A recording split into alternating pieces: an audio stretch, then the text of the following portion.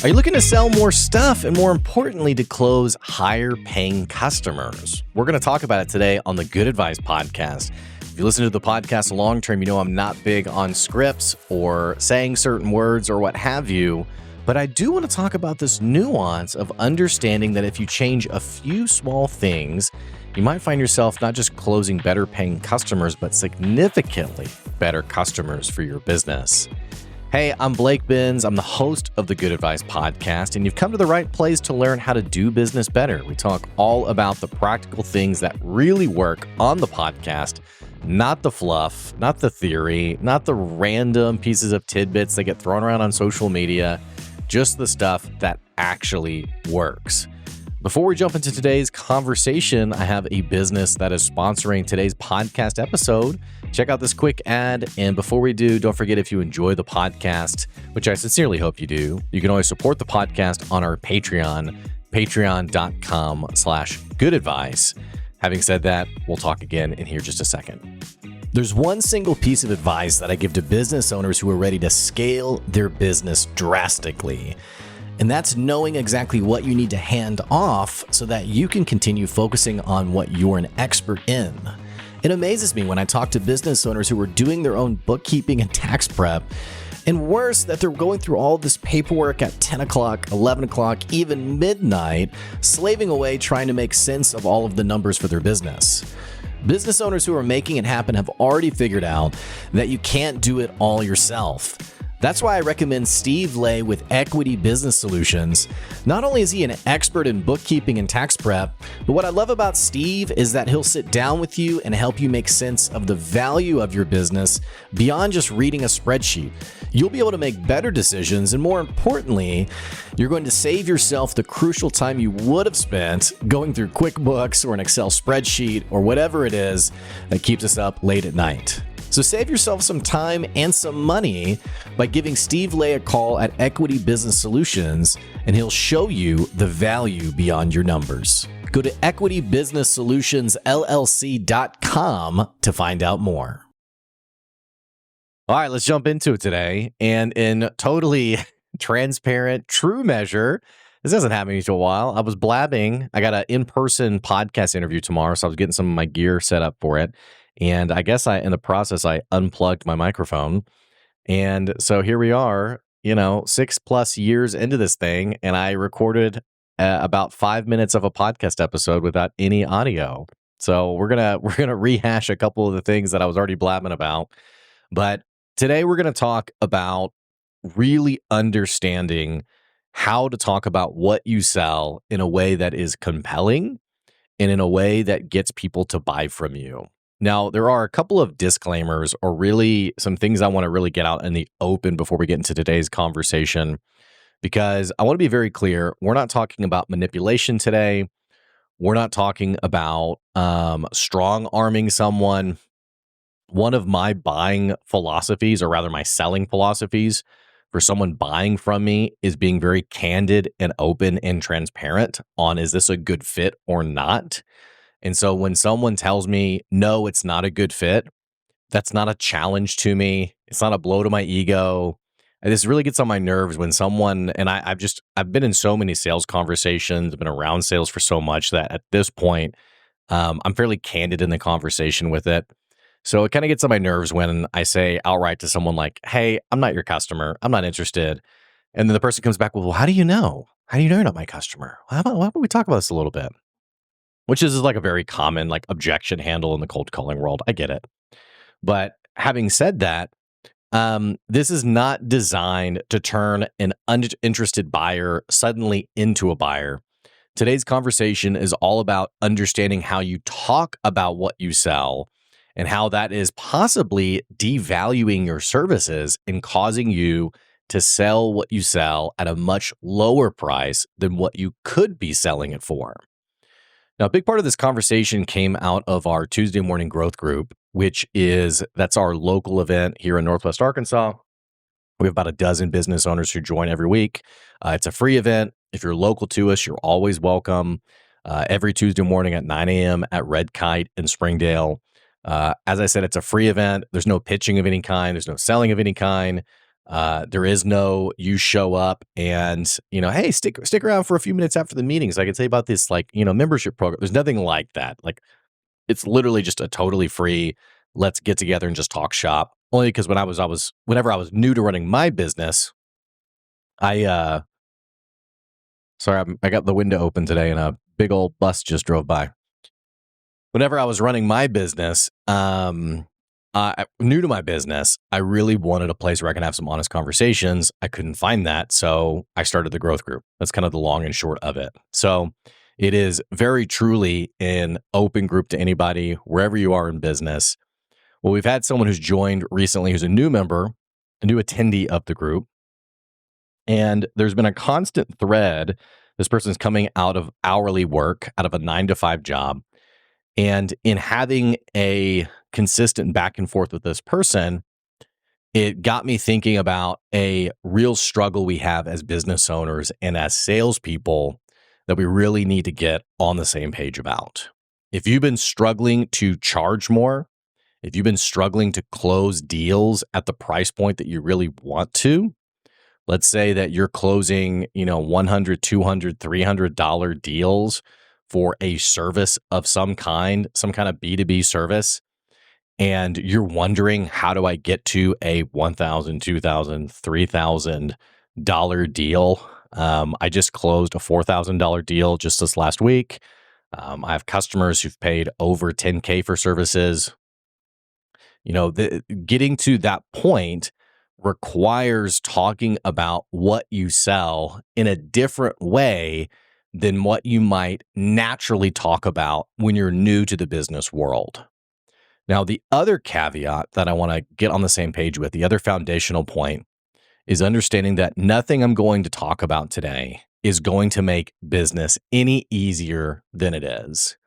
You have to understand, if you're new to the business game, if you're new to the entrepreneurship game or the sales game, we'll just even put it at that, this is a very hard game to play. People are messy. People are complicated. It is not an easy skill set to have. And so nothing I'm going to share today is going to suddenly make you feel like, oh, it's so easy. Money's just pouring in. I point that out only because if you're new to the podcast, I would hate for you to be confused as to what this content is today, only because 99% of the conversation out there on the internet is pure fluff, and it's designed to get you to buy from whoever's talking about it. Some examples of this, and I've been pitched this just like many of you have been pitched this, but I might get a message from someone that says, hey, have you ever wanted to close a 6-figure deal with one email? And it's designed to get you into their sales funnel and to eventually buy from them. Or, hey, here's how you can close every future sales deal, 5, 6 plus deals with one phone call. Hey, say this one thing. I'll just go ahead and be very candid with you. There's no silver bullet to sales. There is no one line. There are things that can make you, that are good habits in sales. Things like asking more questions than what you say to the person. Understand a sales conversation, it's actually not a time for you to talk all about your services. In fact, in most of my sales deals, when the customer has basically given the verbal yes, and we're about 80 to 90% through the sales conversation, it's only till then that I really get more in the weeds on exactly what this is. So there's good habits you can have in sales, but we're not talking today about, hey, if you just say this one thing, you're going to close all your deals. It's not how it works. And again, if someone's telling you that, chances are they're trying to get you to buy from them. I have nothing to sell today. I'm not selling anything. This is just an honest conversation from the conversation we had at our Tuesday group. So here's what happens a lot in the 9 to 5 world. In the 9 to 5 world, you are paid by the hour, or even if you are salaried, you are expected, your outputs are measured by what you can accomplish in a 9 to 5 setting or an 8 to 5 setting. You have time off, you have vacations. It is this sort of, I won't call it parental, although I think it is on a lot of jobs, but you have this, I'm reporting to someone role of that person checking in. What have you accomplished? What have you done? Are you doing the things you should be doing? And without getting in the weeds on that, some places you work will be incredibly micromanaging on it. We've all had that boss, right? Like, what'd you do today? Tell me the things you did today. And then we have some of us have worked in places where you never saw your boss and you wondered, could I just work here without anyone ever knowing I exist? In fact, I was an adjunct briefly at the U of A. I taught this class where this woman was talking about this sort of she put it as a moral dilemma she was having where she had lied on her resume. I might be misremembering the story. She either lied on her resume or she mischaracterized her level of ability. And I think it was like some kind of programming job or something. I don't know what it was. Something technical, though. She gets hired and no one ever asks her about what she's working on or what she's doing. And this surprises her because she's like, wow, I kind of thought I'd be like found out. Well, like months go by and months turn into, I think it'd been like a year or 2 years. And she's like having kind of this moral dilemma of like, I don't really do anything. Like there's a little bit of work here and there, but like for the most part, I don't know how to do the work. I don't even know I don't even know what the work is for the most part. Well, as she tells the story, it kind of all fell apart where one day she was introduced to a new hire at the company and was told, hey, you're going to teach this new hire everything you know. You're going to teach this new hire what to do. And I get such a kick out of this story of her just being like, well, now I knew I really couldn't, do this anymore. I don't remember this was 10 plus years ago. I don't remember the details of how it all got resolved, but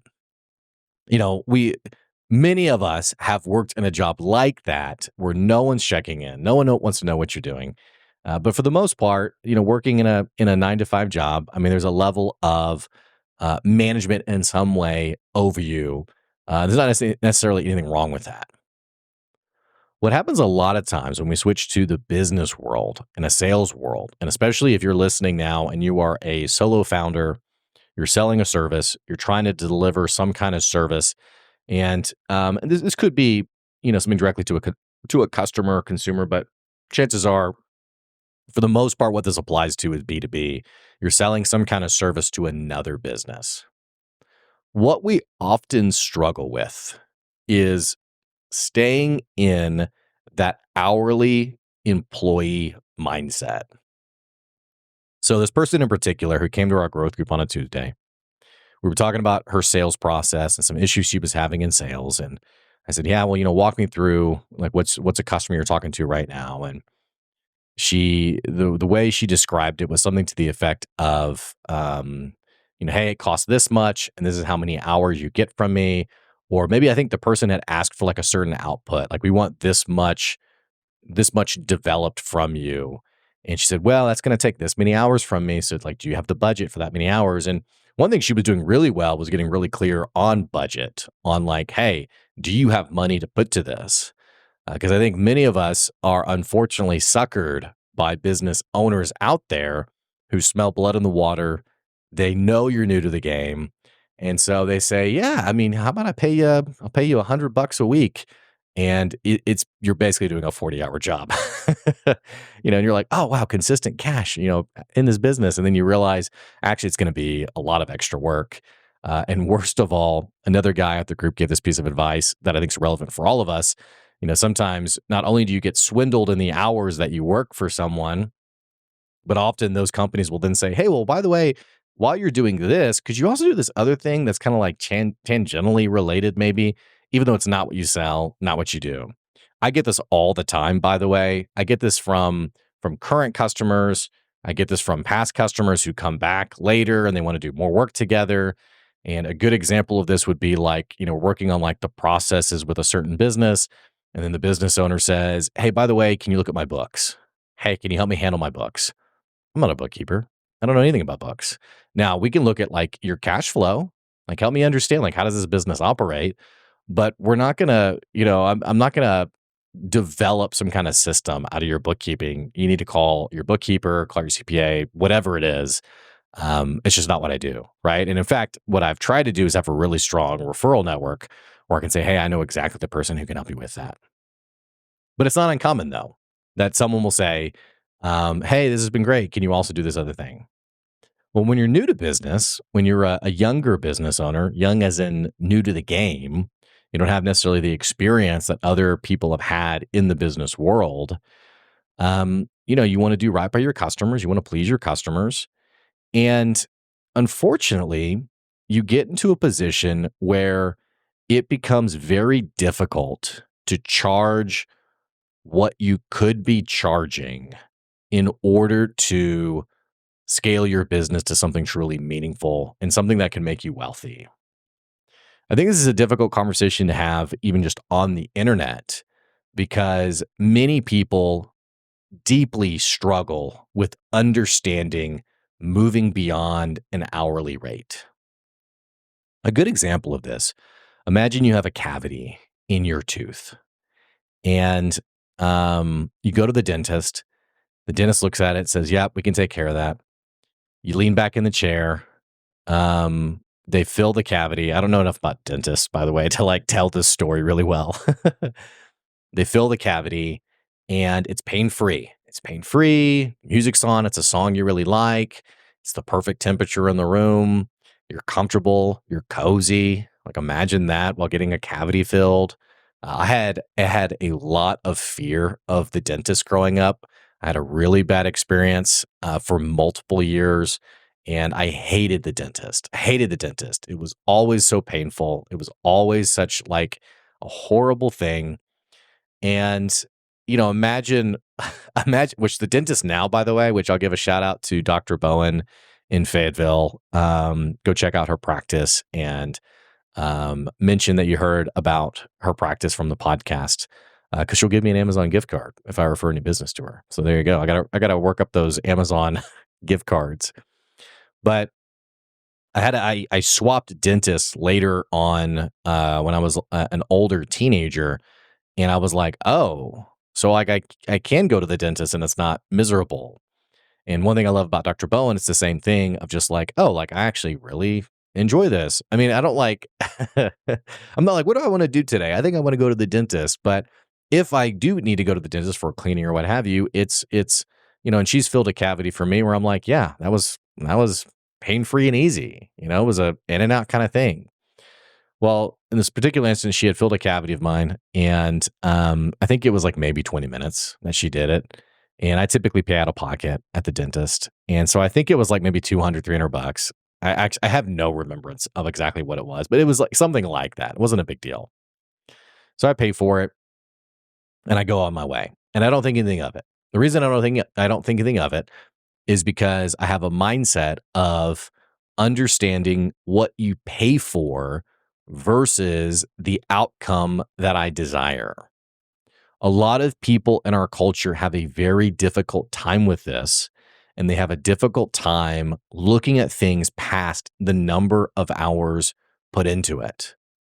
There's an old story about this has been on, it's like one of those like stories that get reshared on Facebook again and again, and you always come back to it. There's an old story about, I think it's like an electrician or like a plumber who comes to fix a house, and the plumber goes in, like, turns a certain knob or does something and fixes the problem. It's like a miraculous quick fix. And then turns to the person and gives an invoice for $300. And the person says, "What the heck, $300? You were here for 15 minutes." And it's like, I mean, you've probably seen it. You know what this thing is. But so I don't want to belabor the point anymore. But in a similar way, it's interesting how people, despite this being what feels like common sense to many of us, people still have a really difficult time moving past this. Even outside of that kind of setting, I sold an SEO package. It was $7,500, and the person said, "Well, what does that get me? Like, how many hours does that get me?" And which I don't sell anything by the hour. And he goes, "Well, how many hours does that get me?" Which this is a very common selling point in the SEO world, and also just in like the design and I think about even just like internet, like web work, things like that, of like you get this many hours of revision a month, stuff like that. Well, the problem with all of those conversations is it begins to cause the person to evaluate your outputs against the time you invest in it. And unfortunately, it will never be worth your time unless you're bad at it. Like, let's think about this for a second. If I'm a horrible plumber and I don't know what knob to turn and I charge by the hour, well, it's to my benefit to be a bad plumber because I'm going to spend 5, 6 hours in there trying to fix it, trying to figure it out. And unfortunately, the customer is going to eat the majority of that. They're going to eat the cost of that because it took me that many hours. So why would I charge when I get really good at something? Why would I still charge an hourly rate for something that I'm able to do much quicker than the typical person can do? The same thing is true for like podcasting. I was on a podcast, I was on a sales call for Podcastable. And someone who pays for a year of Podcastable, they're going to spend probably about 12 grand on that. And the guy goes, "Yeah, so what's like your per hour price?" And I said, "We don't do a per hour price. It's per episode. This is what it costs for an episode to be produced. We don't work by the hour. We work by delivering a high quality piece of content for you, and that is what we're good at. That's how we handle it." So in the same way, imagine you go to the dentist and your dentist can fill your cavity in 15, 20 minutes. Which one would you prefer? Would you prefer, hang on, I'm going to sneeze. Hang on. It just hit me. All right, it passed. We're good. Imagine you go to the dentist and your dentist can fill your cavity in 20 minutes. Would you rather them do it in 20 minutes and it be pain-free and quick and easy? Or are you really going to get after them because they didn't take 2 hours to fill your cavity? I mean, it's insanity. It's insanity. And yet that is how many people operate in the sales world. I mean, even like I was on Facebook and one of these like stories popped up or like a reel or whatever. And it was a guy showing patio work. He had like built a patio on the edge of this house, beautiful patio. And in the description, it was like a time lapse of him building it and his team building it. And in the description, it said something like this was like a $12,000 or a $16,000 patio. And there were so many commenters who were like, "Oh my gosh, 60, I know someone who do it for $800 or like and people didn't even understand that it was the builder posting it. And they're like, you got scammed. You got scammed. And it's funny to me, like how toxic the internet is by, pointing some of these things out and saying some of these things. But, you know, understand that many people just do not understand or appreciate the money you spend. And in many cases, the pain and misery it solves for you, despite how long it may take you. So going back to this person at Growth Group, she was using language like, "Well, this is how many hours it's going to take from me. This is what it's going to look like." And I said, my biggest piece of advice was, I said, "Hey, I would never talk about it that way. I would talk about the service. I would say, this is what you're wanting to accomplish." I said, what is your typical competitor charge? Not an hourly. What's the typical competitor of yours charge per month or charge per year to do this kind of work? And she said, it's about $2,000 per month. And I said, okay, great. So the level of detail of how many hours it takes you, the customer should be really ignorant and indifferent to that. And if you ever get to a point where you're having that conversation, you've now devalued your services because you've made it about hourly work. To make money in the B2B world, you want businesses that you do business with to understand that just like they pay for any other business expense out there, that if they want a certain targeted result, this is the price that comes with it. And all of the details of who's involved with it and how many hours it takes, all of those things, it's really it's a point of indifference. And the more you point out these things and talk about these things, the more you devalue yourself to that person. And I don't know if I'm even really doing a good job explaining it. I think those of you who are really savvy and experienced on this, this is probably pinging very well. If this is a new concept, and I don't actually talk about this too much, so if this is a new concept, I may not be doing a good job really hitting this home, but I think I'm communicating it and getting the premise across today that at the end of the day, when you get into a sales conversation, hey, this is what you want. Great. This is the cost to get there. This is the cost to make that happen. And then it's on you as a salesperson to alleviate risk. So for me, I might say, going back to the SEO customer, let's just take that as an example. Hey, at the end of the day, getting you more leads in your inbox, people who are booking you through your website, that is the goal. That's what we're going to make happen. You're getting like one qualified lead per month. We need to exponentially grow this and scale this out. To do that, the cost is $7,500. Is that something you'd be willing to do today? Is that something that you're willing to spend money on? And in some cases, we've talked about this on other podcast episodes. You'd probably back up a little bit at the start of the conversation and, hey, what kind of dollar amount are we looking to put towards this solution? This we're going to talk more about why the solution costs this much or why it's the value around it is about $7,500. Before we do that, is that the money that you've put aside for this project? Asking questions like that are really valuable because someone might say, oh, well, no, I have $200 and that's what I was expecting to spend. And in fact, I was on a sales call with someone last week where that's where we started. We started with, I said, hey, the fee for this is about $7,500. Is that something that you were able to do today if we get to the point where you feel like this is a good investment on your behalf? And he said, actually, that's exactly the number I was thinking of before we jumped on the call. And I thought, great, cool, we're aligned. Starting there's a very valuable starting point because why are you going to have a 30-minute conversation with someone who's expecting to spend $200 on your 4 or 5-figure solution?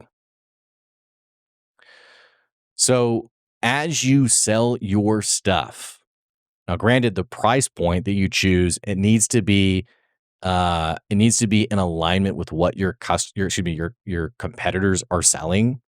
If the typical price for your service is, there's plenty of competitors who are selling, the $7,500 package is getting sold for $30,000, and you're talking to the same people, that person is wondering, why are you so cheap? And they're not thinking, wow, what a steal. They're usually thinking, what's really happening here? So you want to make sure your price point reflects what it actually costs. And beyond that, being okay with understanding that some people that you talk to, they're in another mindset. They're not going to understand. This. I was talking to someone a few months ago who they were trying to find a certain service for themselves. I referred the service out, knowing in my head that the fee for this was probably like $3,000 or $4,000 in terms of the service that they were looking to hire. Well, the person came back and said, yeah, they wanted $2,000, which was cheaper than I thought it was going to be. And they said, wow, I didn't expect it to be so steep. And here I am thinking like, that's pretty cheap. Well, I mean, it's not, there's nothing wrong with that person. It's just that we have different exposures to these kinds of deals. And this was something that while I may be very comfortable in that kind of conversation and I sell services that are much more than that, this is someone who maybe has not been in a conversation like that before and doesn't know that this might be a common expense. So all that to say, understand that as you get into conversations with people and you have conversations with people, even doing things all the right way, you're still going to have the majority of people, you're going to have more people say no than who says yes. It's just the nature of it. It's the nature of the sales game. But if you want to sell more, if you want to do a good job closing better deals and higher paying deals, here's what I would do. And this is someone, and you can use this as you will. The highest deal I think I've ever sold on my total own was, I think, a $64,000 or maybe $68,000 deal.